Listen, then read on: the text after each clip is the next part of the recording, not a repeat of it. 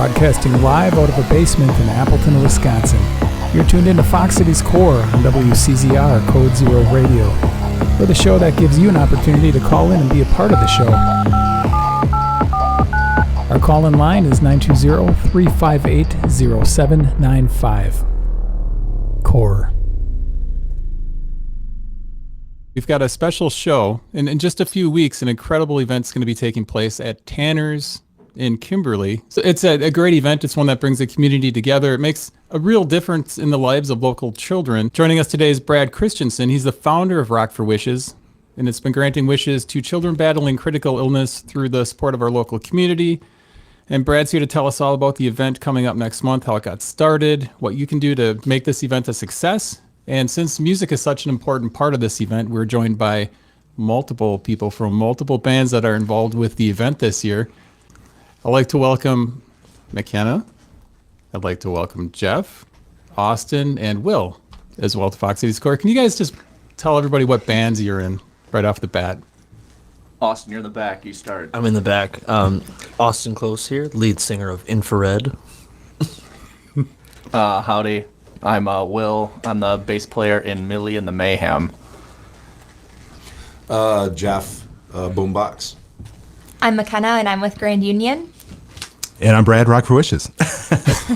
So this is going to be the 17th Rock for Wishes. Can you tell us how the event got, how did the event get started? What's the origin? Well, the origin story is, if anyone remembers the Wave in Appleton, which used to be by the Timber Rattler Stadium, Hindsight, our good friends Mikey and DR and a bunch of the guys that were in the band were playing that night.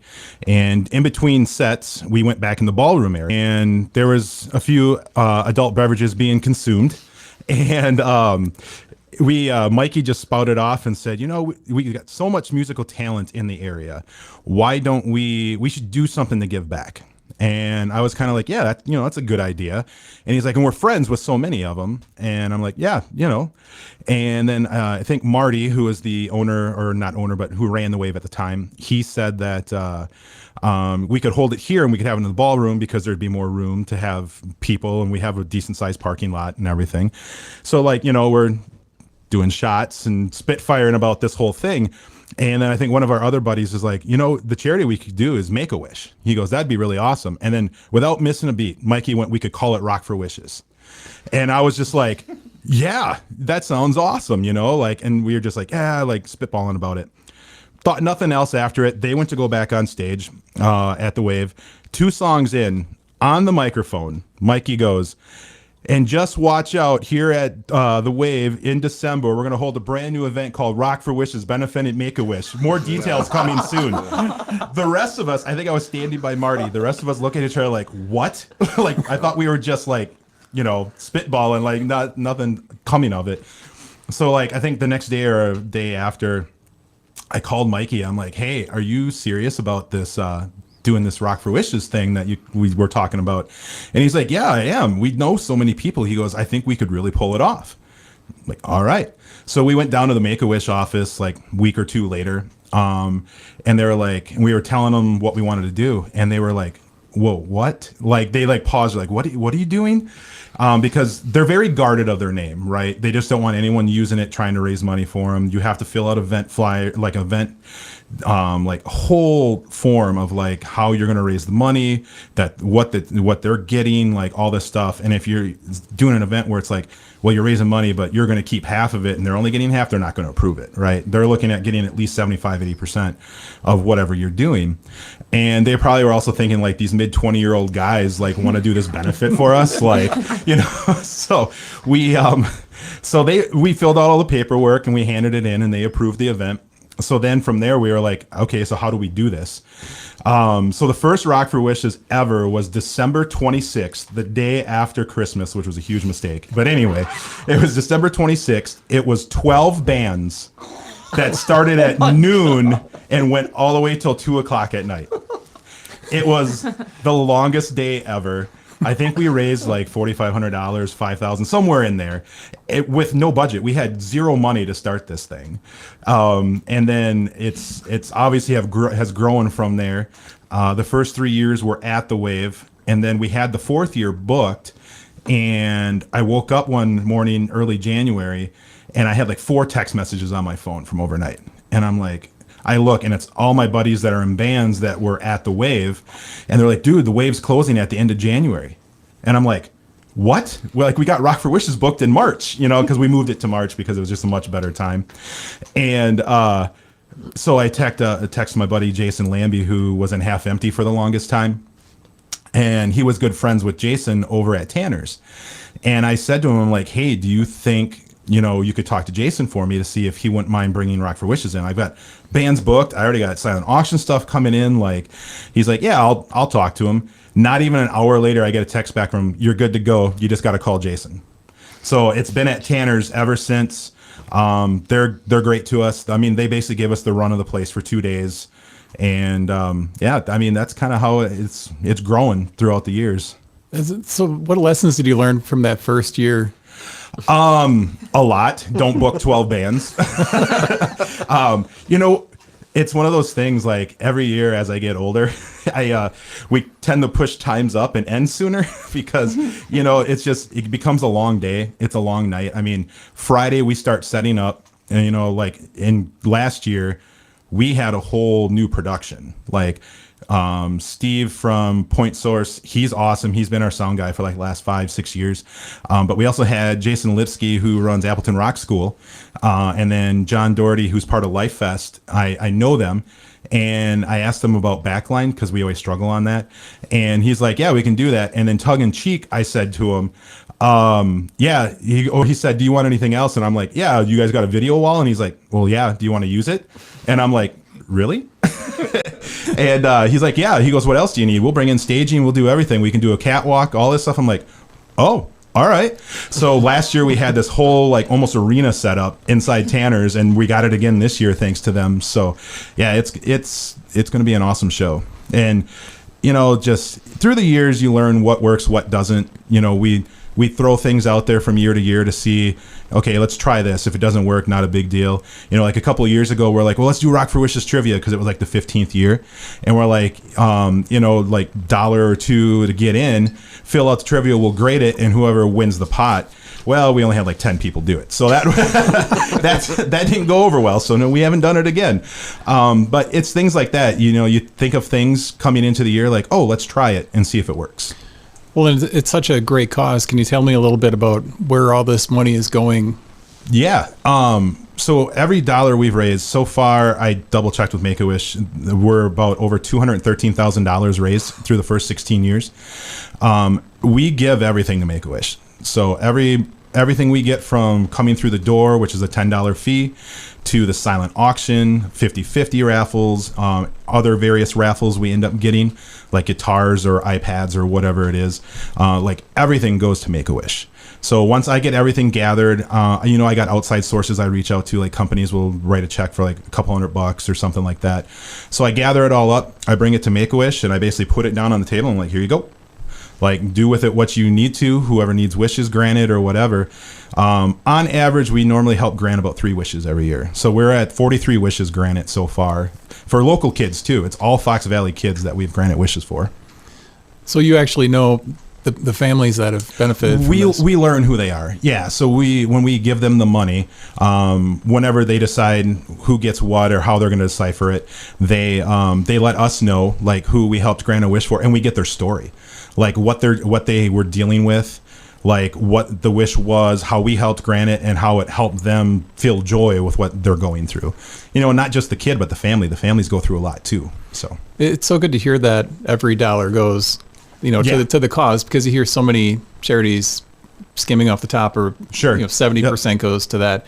As far as the bands that are playing, how did you get the bands involved year to year and this year? So the first year, like I said, we knew a lot of the people, so it was easy. Like, you know, Boxcar, Saturday Morning back in the day, Rob Anthony, a bunch of people, and we just kind of knew them, and we're like, hey, we're thinking about doing this event. Would you guys want to play?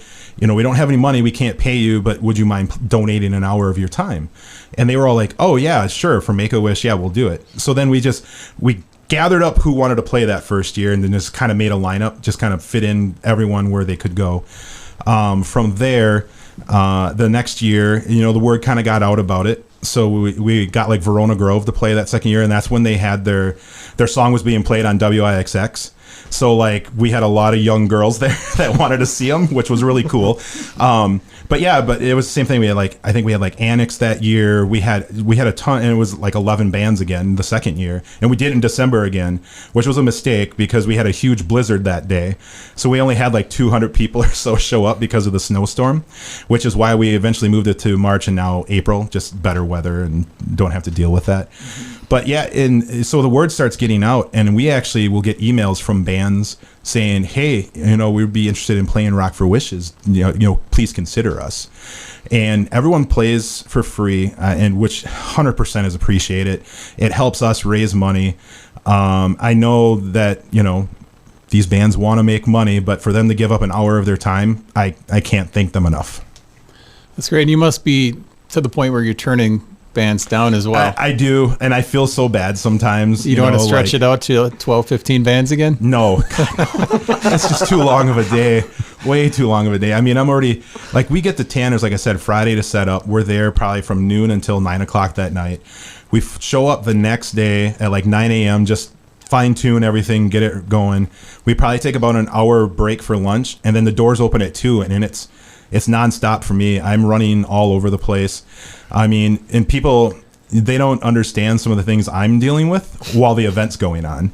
I mean, last year it was crazy. We had a drummer freak out because of the stage, the setup, and he had almost a panic attack, and he ended up just walking out of the show. So I ended up having to get another drummer fill in for that band's, and no one knew, didn't miss a beat, nothing. But I mean, I had to something I had to deal with last year that I wasn't expecting to deal with. So things pop up, and I'm the guy that everyone goes to for it. I have friends that help out the day of, kind of help, we'll do door drops. We don't want too much money at the door, if the drawer gets too full.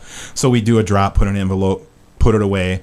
So I got friends helping out doing things like that. But yeah, there's things that pop up that I have to deal with that other people don't realize are happening. You've got a good mix of genres with Yes. bands this year. Just a couple of the bands, of course, BoomBoxx and Infrared. I'll just name them all.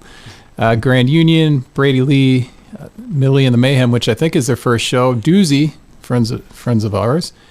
Ask Your Mother. I mean, there's just a good variety. If somebody's got varied tastes, you're going to find something you like at Rock for Wishes. Oh, definitely. Yeah. We hadn't had a true country band at Rock for Wishes for a couple years now. So we definitely wanted to get Grand Union back in, just because it's good to have that variety for people. And the cool thing about Brady Lee too is he's semi-national. So he's actually got some songs out there that are kind of getting some playtime now. So it's cool that he just said, yeah, let's do it. I want to be a part of it. So we're really excited to have him in there too this year. And then the guys in Doozy are great. They've done it before. Same with BoomBoxx, Infrared. And then, like you said, this is Milly's first show ever. So I'm excited that they're able to showcase themselves at Rock for Wishes. Yeah, no pressure, Will. No pressure at all. No. So how did this band, you guys decided to play a pretty big stage for your first show? Yeah, so yes, for sure that. Big thanks to Brad for really just giving us that opportunity. But no, it's a whole new band, whole new variety band, and I kind of live by the mantra: you either sink or swim, and we're choosing to sink, and that's we're choosing to swim. So it's still early. Yeah, we had a 5-hour marathon practice yesterday. I'm still waking up, but. Well, this is exciting. So if people want to see the first of many shows for Milly, go to Rock for Wishes. Makenna Grand Union, that band's been around for a while. You've been in the band now for a while, right? Yeah, so the band's been around since 2007. I've only been in the band approaching 3 years, so but I'm not the new one in the band anymore. We just brought on Jason McNabb, so he's the new kid. But yeah, there's myself and 5 other of my bandmates, so yeah. In Grand Union, they've got a tight sound. How often are you guys practicing? I don't know if I should expose this, but we actually don't. we just put a lot of trust in each other to practice and know our parts, and we'll utilize sound check time to kind of tighten some things up. We do a lot of communicating in our group chat and things, but like I said, it just is a lot of trust on each other to learn our stuff and come prepared. We're all at different seasons in life. Some of us have small kids, and we have families, and so like we all do. But so we make it work. Is there a specific song that you enjoy performing the most in Grand Union? I think it tends to change from time to time, but right now my personal favorite one that I sing is "Hang Tight Honey" by Lainey Wilson. It's just such a great song, so that's definitely my favorite. It's a good one. Yeah. And then next to you is Jeff from BoomBoxx, and we were kind of talking before the show. BoomBoxx plays a variety of genres as well. How long has BoomBoxx been around now? With a lot of Band-Aids, 10 years in May. So it's been a wild ride, trying to keep it together and keep the lineup we have now has been pretty solid, but a lot of changes over the years to keep it rolling. I know that's unheard of in most bands to make it 10 years, but yeah, it's been great. And doing Rock for Wishes is always a good time, and it's also a chance for some of us that play constantly to see other bands and see what else is going on, and catch up with other band people to chit chat about band stuff. It's a good time. That's a great way to put it. Yeah. Band stuff. No, you're 100% Well, a lot of right. people It don't is. know band stuff. Right. We're kind of insiders with the band stuff. How many years have you played Rock for Wishes, Jeff? I want to say it's like 4 or 5 times. Yeah, this Something at like least that. 4 now. Like, I think this will be number 4, I I believe. think COVID didn't COVID wipe 1 year out? Yeah, COVID wiped 1 year out. It did, but what we did is we pushed it back. Well, we kept pushing it back. We so literally the world shut down March 6th, and the event was supposed to be March 7th.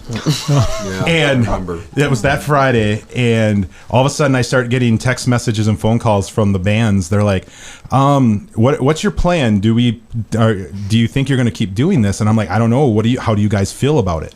Like, do we try to just squeeze it in and then call it good? And they're like, oh, well, a couple of bands were like, we just don't feel 100% comfortable doing it because we don't know really what's going on. We don't know if anyone's going to be there that has it. It could spread. I'm like, good point. So we ended up postponing. We didn't cancel. We just postponed. We thought, October. We could do it in October. We'll do a fall one and then get back on our normal schedule. They'll be back to back real fast, but not a problem. Well, got to October and things were even crazier, right? Masking, and I think that's when the vaccine stuff started coming about, and we just were like, okay, let's delay again. No idea what's really going on. They're not going to let us throw this event on. So then we, it got to like January, I believe, and I was talking to Jason at Tanner's. I'm like, what are you guys thinking? Like, I'm not pushing, but I kind of want to get this thing in because I've been sitting on stuff for like a year now. Between silent auction stuff, checks I got from people. I went and just got them to Make-A-Wish. I didn't want them sitting not cashed. I don't want people's money just sitting out there. And he's all like, I'm thinking June. If you can wait till June, I think we might be safe. We can kind of open the doors, kind of make it more of an inside outside feel. So if people wanted to, more comfortable, they can kind of come in and out, And I'm like, not a bad idea. So we had it in June. We had like maybe 300 people show up, which I thought was pretty good coming out of the pandemic. And then ever since then, every year you can tell that the crowds are starting to come back because last year we had 873 people through the door. Nice. So yeah, and that's about where we were up until COVID hit. So yeah, it's nice to have the crowd back. I'm glad you mentioned the donations because lots of silent auction things that people can take part in as well. Oh yeah, definitely. We're still looking for things, so if you want to donate, just let me know. You can message us at the Rock for Wishes page, or you can email us at rockforwishes@yahoo.com. We're always looking for items for our silent auction. We got things coming in, but those are items that you can bid on. We have so far we have some great things. We got a autographed football from the Packers. We always get that every year with for the whole team from the past season. Then we have we got some stuff from the Herd. the bucks. We got baskets coming in. We got like lottery ticket basket. We got like a kids activity basket. We got quick trip items. Just a lot of stuff coming in, but we'll always take more. And because sometimes if we can get more, like we'll bundle things and make it bigger so we get bigger bids on it. Because sometimes, you know, when you got like a $25 gift card, people are going to only bid up to like $20, right? Which I completely understand, right? You were looking for a deal. But if we can package some of those things and get a better, you know, return on investment for Make-A-Wish, because all the money goes to them, it's huge. And then we usually try to get at least one raffle item. Last year it was really awesome. At our band meeting, all the bands decided to, every band member of each band threw $10 in. And then we were able to get a guitar to raffle off, which was really cool. And then, of course, my son won it, so I felt really I couldn't believe it. Like, and what made it worse is I'm up there announcing the ticket that my daughter pulled out of the bucket that my other son was holding. Oh, man. And then my son, who was in the back, won. So I was like, here you go, buddy, trying to play off like I didn't know him, you know. Like, You said all the money goes to kids. You just didn't. You a little bit of an asterisk. yeah, exactly. So do you have to be there to win, or can you? Silent auction items, you don't have to be there to win. You can bid on it as long as you're the highest bid by 9 p.m. You'll win. I prefer you to be there because then I don't have to chase you down. And usually I'm only chasing about 5, maybe 10 people every year, which isn't bad. But we also do take credit cards because that kind of actually helps. Like if people don't have enough cash for something they bid on, I just use a Square Reader and just, you know, gets billed to Rock for Wishes, and we do that. So that helps a lot. But yeah, I'd prefer you to be there, but you don't have to. But the raffles, like the 50-50 raffle and the guitar raffle, you kind of got to be there because we draw them that night. So if we draw the ticket and you're not there, we'll just move on to the next ticket. So you should probably stay, is what you're saying. yeah, I mean, and why wouldn't you want to stay? There's so many great bands to listen to. I mean, I'm there all day. We had a comment a while ago. I'll read it now. It's from Jordan Hine. It says, "Hi, Makenna, sending love from Nashville." Oh, hi, Jordan. Is there a story there that you can tell us about? Well, she's just a childhood best friend of mine, and I posted this morning to that I'm going to be on here. So she's always supported me and still is from Nashville. She recently moved there, so. Grand Union's probably would be go down really good in Nashville, I would assume. Oh my gosh, we are itching to put something together. I'm not going to lie. We kind of had this idea and concept put together last year when we found out that the Packers were going to be playing in Nashville. But of course, you don't know when the schedule is going to be coming out, and so we had shows booked already, so it didn't work out. But I am itching to make something work, like a little bus trip. So we'll see. And you've got a great lineup of bands here. Have you guys checked into doing anything for the NFL draft in Green Bay this year? Have you been approached? We're playing Stadium View. We are as Thursday. well. Yeah. Yep, we are too. Yep. So there's lots of exciting things going on in Wisconsin, and you must have maybe pondered putting this event during the draft. That would have been a slippery slope. Probably. Yeah, not really. Just because I wanted to try to keep it separate. Because I felt the focus would be too much up there to try to draw people back down. I mean, Saturday is like rounds 4 through 7, so those don't seem to be as popular. So, and I actually am going to the draft myself for at least the first 2 days. So that'd have been hard for me to like try to plan this during that. So, so no on the draft aspect of things, but it would have been maybe a neat idea if it could have worked out. But early April's good for us. It's like we've gotten to the point where the weather's good. Like it should be at least 50, and it makes people want to get out of the house. So, I mean, even when we had it in early March, like we'd still run into issues where, we'd get a snowstorm the day of, and it was like, oh, man, this sucks. Like. Is that like 5 years ago or 6 years ago? We got the huge snowstorm in April. Yeah. Yes. Yeah. I dodged that one. We So had to cancel a show because of that. Jeez. I mean, that was we didn't cancel. The venue called up and says we're not gonna do this. I'm like, well, as long as I didn't cancel, I don't want to be the guy to cancel. Have you had bands cancel on this event in the past?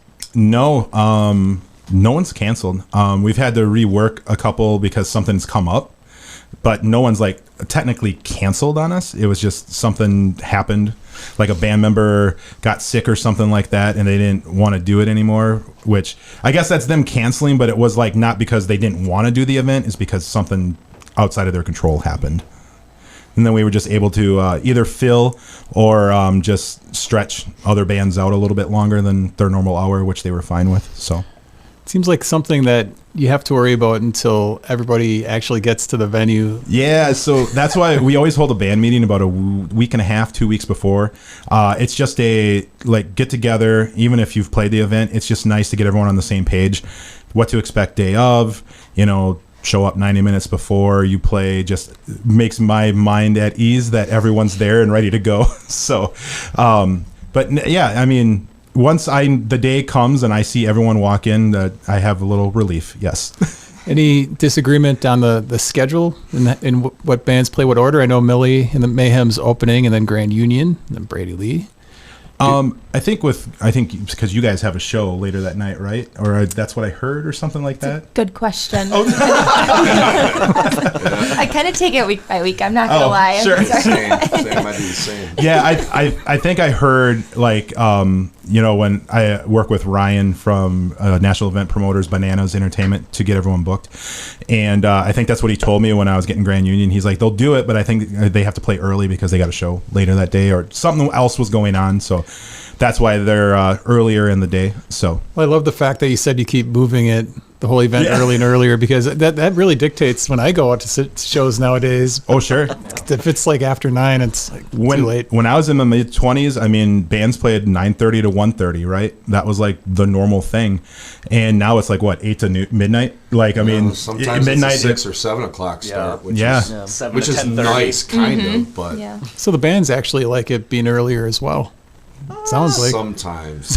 Depends where you're going. Right. If you're playing outside, you probably want to play later. Well, if you're traveling an hour and a half away, Yeah, like a right. 6 o'clock show is a little tough. So, As long as there's a nearby quick trip to yeah. to be there for us at the end of the night. Well, this is good. So did you provide things like food to the bands? Yes, Tanners, they're awesome. Like I said, they take care of us.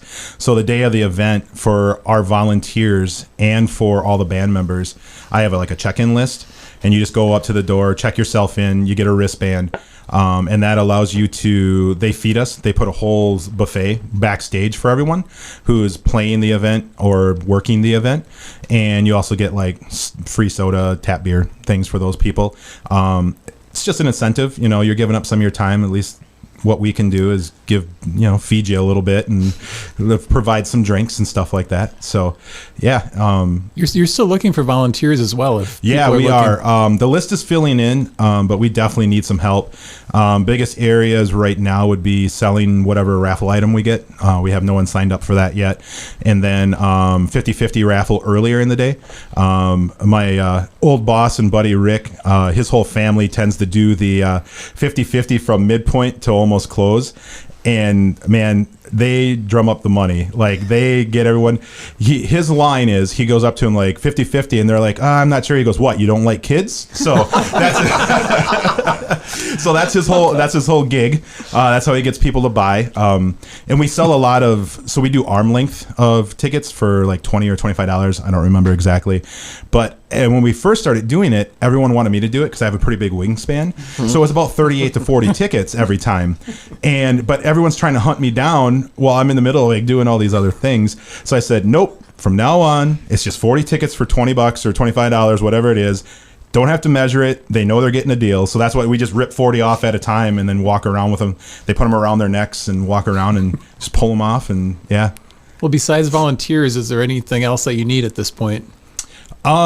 Just for everyone to show up. Like, let's support the community. These kids are going through a big deal, and that's kind of why we started this, was to help families, give them a reason, something to look forward to. So yeah, show up. If you want to donate something, even if you want to donate money, we have a Venmo. I can get that information out there. It's actually just at Rock for Wishes. So you can donate to us that way.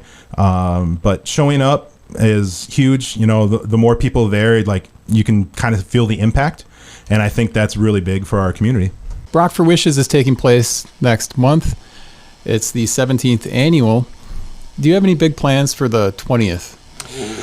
I know that's looking ahead, and you just want to get this one over with. You know what, though? I actually have been thinking about it. Someone, I can't remember who it was, had mentioned to me, I think it might have been Scotty from Naughty Monkey, a couple of years ago. He was just there, and we were talking, and he brought up this idea of how cool it would be to do, like, Rock for Wishes reunion. Like, bring back bands that, like, aren't together anymore to have them play one night. He goes, I know it would be tough because, you know, if they come back for one night, they may want to get paid, which 100% understand. But it's one thing I thought of. I thought it'd be cool, you know, to bring back some local bands that people liked that aren't together anymore and float it out. So I have thought about it. I don't know if it'll come to fruition or anything, but if you're listening, think about it. That'd be like Audio Chunk if Audio Chunk decided to get back together. Sure. Like just as an example. Audio Chunk, like Half Empty, would be one.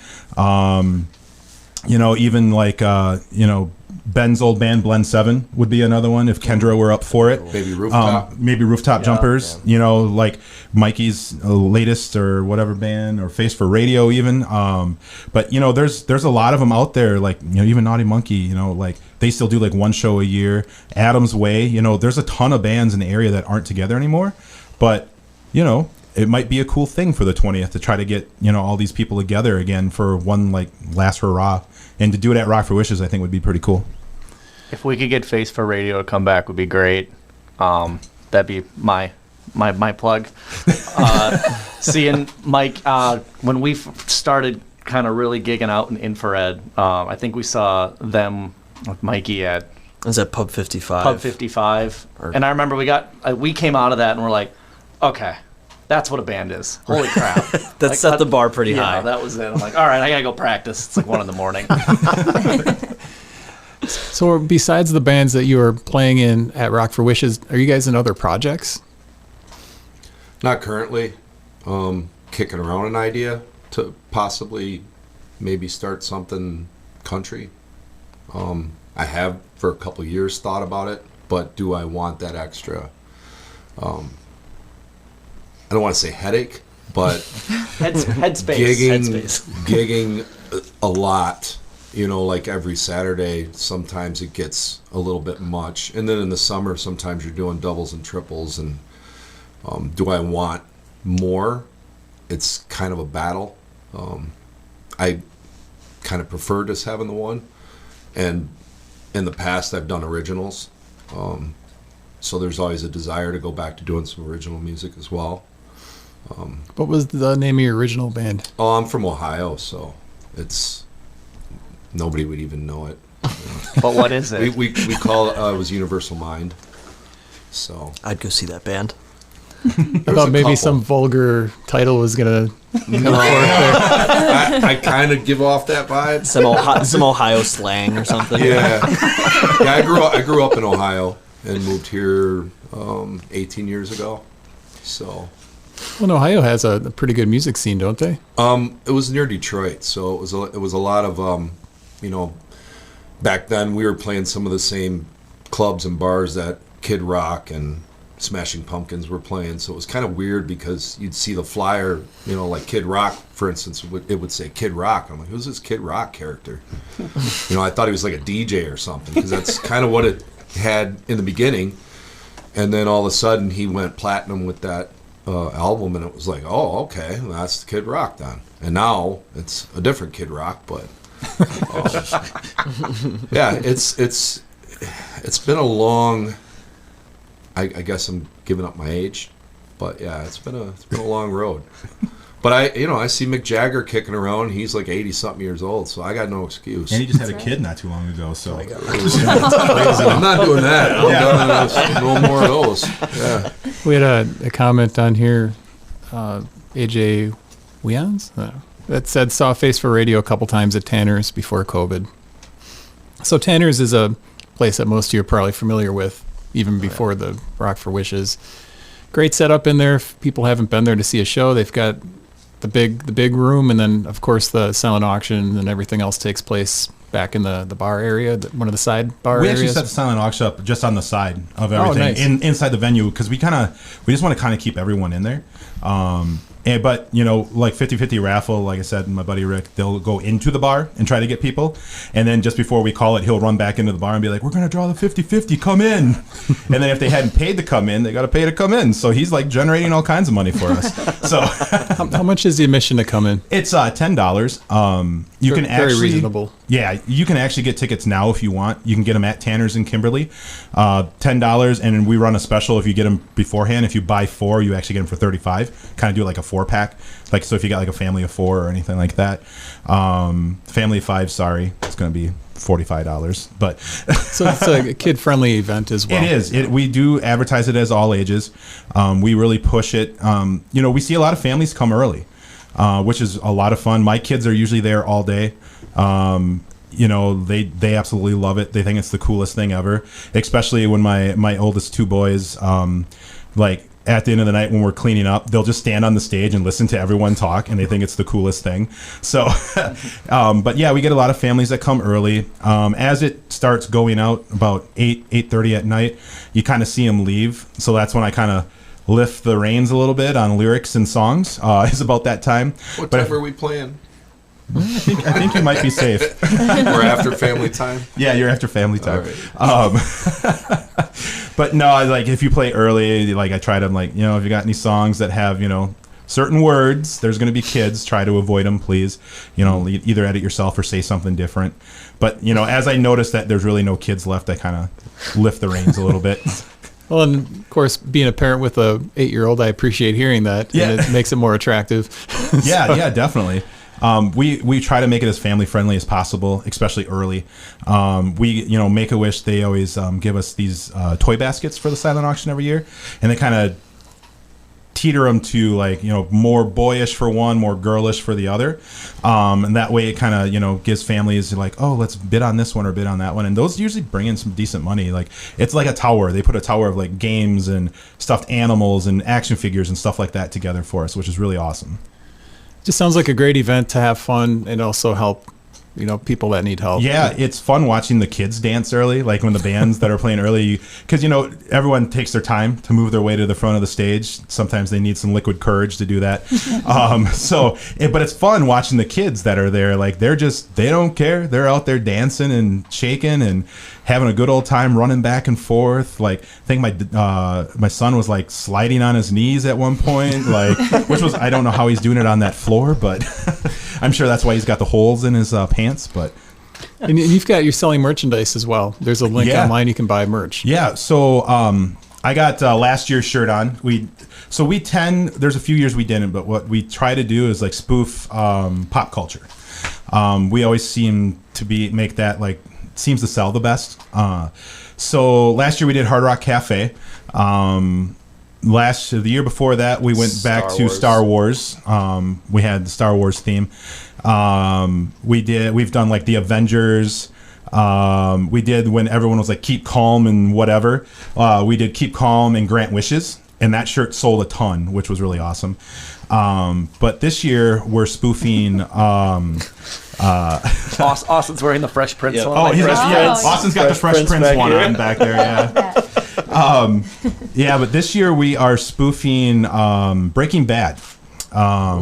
So it says rock for wishes, and then like the RO is like the element numbers, and then the wishes part is the other elements, and there's hidden Easter eggs within the numbers that are in those blocks.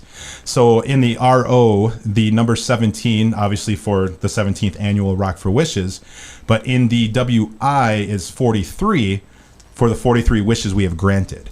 Wow. So they got like a little Easter egg on the front of the shirt. If now I kind of gave it away, but but we were actually sitting at Rock versus Country a couple of weeks ago with Grand Union and Ask Your Mother, and my wife and I were finishing eating dinner, and we're just kind of sitting in the back waiting for the show to start. And I'm like, God, I got to come up with an idea for the shirts, because we use our buddies at Silly Toast Designs. Greg Payne and his brother, they run the place. Greg is actually in one of the bands in the local area, Hurry Up Wait, and they always do our shirts for us. And I'm like, I got to get a design over to Greg. I'm like, I'm having a hard time coming up with something. So she was just Googling and scrolling through on her phone. And she stopped, and it just happened to stop on the Breaking Bad logo. And I looked at it, and I'm all like, I think I can make that work. I think that'd be pretty cool. She's like, are you sure? I'm like, yeah. She's like, what about like spoofing Coca-Cola somehow? I'm like, how are you going to do that with Rock 4 Wishes, you know? Like, and then I'm like, had a napkin. I'm like, give me a pen. So I was like drawing it out on a napkin. And so from there, I kind of went to Greg, and I was like, hey, this is kind of the idea I've got. I'm like, can you make it happen? And he, I think it was like not even 2 hours, he sent me back a proof. And then we just kind of honed it in from there exactly how we wanted it to look. But yeah, it came together. But yeah, it was, like I said, spoofing social media or pop culture always goes over well. Like we always sell the shirts out. So you can buy them now. You have more options if you buy them now. There's a link that we've been sharing. I actually think we have a boosted ad running. You might see it show up in your feed. The link takes you to the shirts. There's a black and a gray version of the shirt. And then you can also order hoodies as well. You have till March 23rd at midnight, because then they need their time to get everything printed. Because the day of the event will only have the black style t-shirt. So if you want it like a different color or different style, now's the time to get it. Is there a particular item that sells better than most? Like for the t-shirts? Yeah. Yeah. Yeah, you mentioned pop culture, but as far as a style, usually like, you know, the black tees usually sell the most, but I've seen a lot of like if they order online, I've seen different ones, you know, people like with an orange one, like they special ordered an orange one off of like different ones, or it's mainly t-shirts. I do see people running around with hoodies. I usually get a hoodie every year just because it's nice to have for fall and spring. So well, I've got some questions for the guys in the back there. So We're just here. So everybody here plays in bands that play covers, and of course there's this stigma in Appleton that there's like a war between original bands and cover bands, you know. So I think that's everywhere. Even in Ohio, it was that way. Well, where do you guys land as far as is that battle? I mean, I think it's a stigma of people that aren't in the scene. I think people that are in the scene and like understand how this works, we're all a big like family out here. Like none of us are like really competing. Like we all have the same goal. I mean, us playing covers, it's a privilege because we're getting paid to play other people's music. So there's not really a debate. There's not really a debate to be had, because what debate is there to? We play other people's music, and then there's people playing their own music and putting in way more work than we're putting in, you know? So in my opinion, there's no real debate there. We all have the same end goal. We're all out here having a good time playing music. It's a privilege to get to play music for other people and, you know, have fun with it. So I think the people that think there is that stigma are the people that aren't involved and know everybody in this family. I also think the people that have that stigma have never been to Mile of Music. Yeah. I mean, Yep. That's an all full original event, and it's crazy the pull. Now, granted, there's some national pull there as well, but I think that's a super cool event. Quoting my buddy Drew Alborg, I think just getting to play is a privilege, whether it's originals or covers. So I think that's kind of how I look at it. Just support live music as a whole. Right, exactly. Venues need Keep going support. out. Bands need support. Well, I think that's great, and people I think need to realize too that bands that play covers, I think they're putting in just as much time as original bands, because you still have to get together. You're still playing shows. Sure. I mean, in most cases, you're playing longer than an original set. Like I was talking to Jeff, sometimes you're playing 3+ hours, 4 hours. Yeah, The standard, It's also the stigma that they were talking about is the original scene and the cover band scene back in Ohio, and I don't really notice it here, but it's always been like, okay, the original bands work harder, and a lot of the original musicians are like, oh, you guys don't, work that hard. Coming from originals and going into covers, I realized that doing covers is a lot harder to do, because you're trying to not so much emulate the song, but also make it your own. So rather than just go out and play it note for note, which would be kind of boring, to play Footloose, over and over and over again the same way. I keep using Footloose as an example, but do you dance when you play that song, Jeff? I try to dance. I mean, I don't have the bacon down, but I'm working on it. I expect it. I'm gonna try. I'll try it out. I'll debut it at the Rock for Wishes. There you go. Yeah, I'll come out of the back, doing the whole thing, confetti falling, all that kind of stuff. You got confetti, right, Brad? We'll stand I'll behind you talk on to the stage. guys about it. But yeah, it's We'll make it happen. like Country Roads, for instance. We don't play it the way that John Denver plays it. We kind of amp it up a little bit, and I notice a lot of bands in the area do that. They try to make it their own a little bit, to kind of make it fun. When you're playing these songs repeatedly, for summers and then the following summer, it gets a little stale. So Have you had people come up to you afterwards upset that you didn't play it exactly? No, actually, people come up and go, "I never thought that song would be that way," or yeah, the people are surprised sometimes at the way that we kind of morph a song into our own, which makes it fun for us as musicians to be able to take something like a ball of clay and form it into what we like and what we think the crowd would like. And that's kind of the key, is you want to get people on the dance floor, you want to get them moving, you want to get them happy and excited.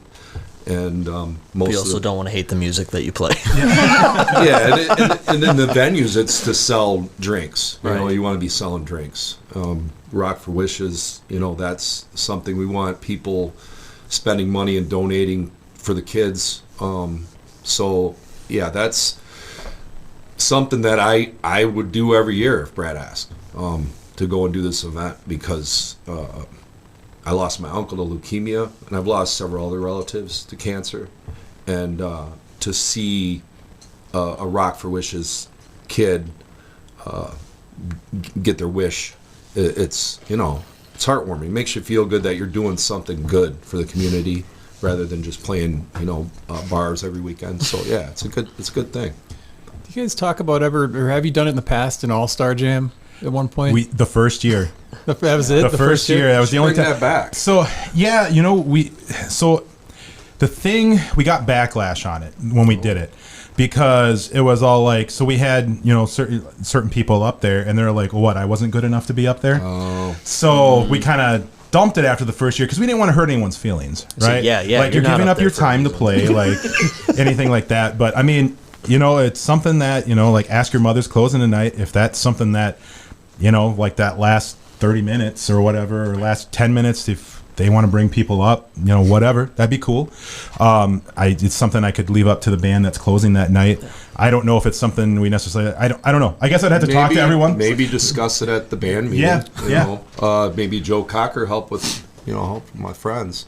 Would Yeah. be a good one to Oh yeah, that would be a good one. jam out at the end. Yeah, like you say, of course we'd have to figure all that out. But we're all good musicians. I think we can figure things out, right? Yeah. We're all professionals. in Yeah, some my sort. feelings wouldn't be hurt. Somewhat. If I don't get invited, I don't get invited. Yeah. I'll sing from the floor. I'll just drink. I can just We'll drink all be beer on the there. floor. Yeah. Yeah. We had a question here, which is a pretty good question from Bob Minter. He asks, has anybody written the greatest song in the world? I think that goes back to the conversation we're talking about covers. Are we? We are did play quoting tribute Tenacious by D This is here? just a Tenacious D. tribute. Yeah. Yeah, it's just a tribute. Yeah, is anybody covering We Are the World? Or So is there, in your opinion, what is the greatest song in the world ever written? Oh boy. I think that's kind of what the Loaded question was. question. I think that's what Bob's question was. Bohemian Rhapsody is my vote, 100%. I think there hasn't been a rock opera to even come close to something like that. I mean, I don't look at the back of my jacket, but I've been a firm believer A Day in the Life is. Yeah, But that's a also that's a there's like nice- the element of like coming from a covered band standpoint, like Yep. you can't play that live. No. I don't Nope. have an orchestra. Nope. That can go backward. So See, Jeff's thinking, McKenna's thinking. I don't honestly know if I That's can choose tough. one. There's so many Yeah. good songs. Yeah. It's one that just popped in my head. It may not be the greatest, but it's one that transcended like pop and country. Would be "I Always Love You," Dolly Parton, Whitney Houston. I think that song, to cross over two different genres, be number one in both, and have such a long life. I think that'd be a one for sure. You're agreeing with that, McKenna? I'll just go with it. I don't know. So many different songs have spoken to me throughout my life that I love, and it's just I can't choose one. Yeah. Question for the bands as well. Since you know these songs so well that you're playing, when you're seeing other bands play the songs, do you borrow from, if you see a different band interpret one of these songs a certain way, do you borrow their way, or do you side-eye these bands if they're not playing it? I think there's like an unwritten rule that like if you hear a band do a song a certain way and it gets a reaction, it's like I'm gonna leave that alone and let that be their thing. You know, like I know we've kind of had our staple. I feel like every band has their staple songs, and those are the songs you don't touch, because then it's like, oh, well, you just stole that from so and so's band. You know. But you've seen bands. Oh yeah, it happens. It still happens no matter what. Wait a minute. Right. We do that certain transitions, and it's like I would okay. never play Country Roads because I know like BoomBoxx has got that. But I look at it They- as a compliment when another band takes something from us and says, "Oh, they do it that way. That's cool. We'll do it." I don't get upset about it. I think it's kind of cool. It's a compliment. But then you hear somebody says, yeah, this band, Milly The Mayhem, played Country Roads. It sounded awesome. Now BoomBoxx stole their idea. Yeah. Well, I mean, I think thing just there's about a everyone 5-hour plays gap Semi-Charmed between us. Life still, so. It's going to be. That's one song, in my opinion, that could be retired. It's not that I don't like it. It's Which just one? that Semi-Charmed Life. Yeah, Oh, that's. I think yeah. everyone. do that I one. think everyone in the valley plays it. Well, I think coming Flag- up with the set list for this too is, Yeah. you get an hour, Yep. and you got to jam pack in your, I guess, best material, and plus you got to try to juggle. Is it a song that somebody else is going to play after you? Somebody going to play that before you? And then it's also, well, they might do Folsom Prison, for instance, and we do it different. So it's maybe we can squeeze that one in, but we all want to get our best material in that hour and just, Are you going to talk about band set lists during the band meeting? Yeah, To normally make- we bring it up. What we do is I have everyone email the list in to rockforwishes@yahoo.com after the meeting, and then we just try to avoid duplicates. But if it's like something that like Millie starts, right, and if they've got a song in that like Ask Your Mother is doing at the end of the night, we're probably good for the simple fact that there's 6 bands in between yet, or 5 bands in between. But if like you're playing back to back and both bands have a couple songs, like I ask them to like work it out. Like let's try to, like you take that one and we'll take it off, and then we'll do this one and you take it off type thing. We haven't had too much of it, but it happens from time to time. I think it was that one year I think we'd heard every band except for the last play Flagpole Sit-Up. Yes, I think you're right. Yep. And like the third one in, I turned around, I'm like, again? You can't really rework that one. No, that's or set it's in Blink stone. 182. Yeah. Right. Yeah. All things. Yeah. I would love if McKenna could convince Tim Beekler and the guys to play. If you guys could play Rebel Waltz's Umbrella, like work Yeah. that into the set list, because technically that would be a cover Yeah. with Cover of a cover. I mean, Tim, he could sit it out or he could play it if he wanted to. Probably Leave easier it. if he Tell him to played sit it. down. Or flagpole. Yeah. Yeah, that'd be Grand great. Union plays flagpole. Sitta. Is that how you say sitter or sitta? I think it's Sitta. With an Is it A, Sitta? Yeah. So Thank let's go over the details again for what people can expect on April 5th. Sure. April 5th, Saturday. Doors will open at 2 p.m. Milly The Mayhem kick things off at 2:30. Grand Union follows, then Brady Lee. Doozy, BoomBoxx, Infrared, and Ask Your Mother closing it down. All the times are on the Facebook page listed out. We also have the event out there that has more details. During the event, it's $10 to get in. Kids that are 2 years and under, we let in free. Try to induce more families to come out type thing. And then from there, we'll have the silent auction that you can bid on until 9 p.m. We'll have 2 different 50-50 raffles throughout the day. We usually start it right away, draw it after the second band, somewhere around there. And then we'll start the next one after that and draw it towards the end of the night, somewhere in between, probably like Infrared and Ask Your Mother. And then we'll have some kind of other raffle, either guitar or something that we'll raffle off, still working out those details and waiting to hear back on a few things. And then, just come out, support the community, support Make-A-Wish. Let's put some smiles on kids' faces that are going through a hard time. I have to add, you brought up the point of like a $10 entrance fee, and like, it's a charity event. Like the bands here can all attest, we've all played hundreds of these. Like speaking for at least myself, this is my favorite one to play. Yep, Also, every year. like, I mean, Brad's done a great job putting this whole thing together. It's very well organized. Smooth. Also, like, it's a real rock show. Like, the production, I think you're really selling her short. Like, full video wall, huge catwalk. Like, I've played charity events where I'm playing in a corner that's about this big. So, like, this is a spectacle. Like, if you bring a family of people who don't even really, like, go to see bands, like, they're going to go, oh, this is, like, national act level production. I was gonna say, like, cool. Adding on to that, I think last year, because we opened last year, and I remember, like, just on stage playing and looking back at all the lights and the video board going, and I'm just like, oh, this is really cool. with the catwalk. Yeah, with the catwalk. There's a video of us somewhere with that. We didn't get the catwalk. So well, you got it this year. Yeah. And then talking with Jason over at Appleton Rock School, he like instantly, like, when I'm like, because my kids do music lessons over there, and he was instantly like, yeah, we're gonna do it again, but we're gonna bring even more stuff in and make it even more of an arena show. And I'm all like, oh man, all right, like confetti cannons. Well, so we got it last year, and it was the first year we had it, and all the bands came walking in like Saturday, and they're like, whoa, like, what is this? No more giant projectors in the back. Yeah. And yeah, I used to do a projector in the back and then one on the side, and we'd have to run and change them quick and everything like that. And now we've got guys running the video board for us, and they did a really good job last year of making it go along with the lights and doing different images for different songs. That we got, the bands gave them their set list so they could like go and look at the songs and be like, oh, let's do those graphics during that song. So it was really cool. It looked really nice. Well, sounds great. People don't want to miss it. April 5th, Tanner's. It's Rock for Wishes, which benefits... Make-A-Wish, yep. And that's our local chapter here in Appleton. Yes. So more information, people can go to the Facebook page. Go to the Facebook page, send us a message there. You can email us. More than happy to respond to you.